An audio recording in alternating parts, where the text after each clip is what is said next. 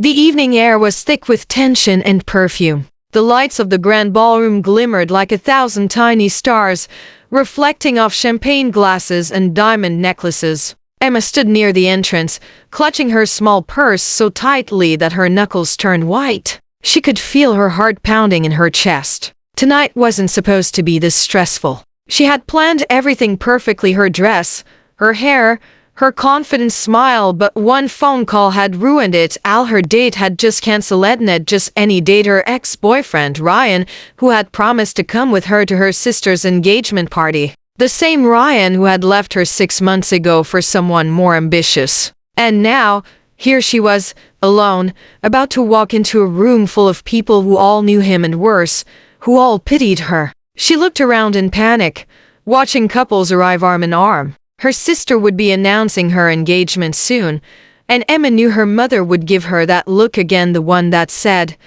"When will it be your turn?" Emma took a deep breath, fighting back tears. "I can't walk in there alone," she whispered to herself. And then, fate stepped in. A tall man in a charcoal suit walked up the hotel steps, his presence commanding without trying. His dark hair was slightly tousled, his jawline sharp, his eyes cool and unreadable. He looked like he had just stepped out of a magazine, confident, powerful, and very much out of her league. Emma's gaze lingered for a moment before an idea hit her. It was crazy, insane even, but desperation makes people bold. She hurried toward him, her heels clicking on the marble floor. "Excuse me," she called out. The man turned, his expression calm but curious. "Yes?" His voice was deep, smooth, the kind that made you want to listen even if he was just reading a weather report. "I know this sounds insane," Emma began, her words stumbling out fast. "But can you pretend to be my date for tonight?" He blinked. "Your date?" "Yes. Just for tonight. It's my sister's engagement party, and my date cancelled last minute."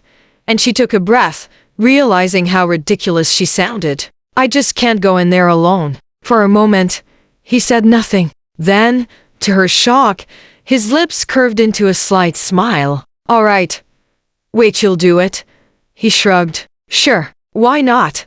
Emma's heart raced. She hadn't actually expected him to agree. I don't even know your name," she stammered. "It's Alex," he said simply, extending his hand. "And you must be Emma." She shook. "Nice to meet you, Emma," he said, his eyes glinting with amusement. "Shall we?"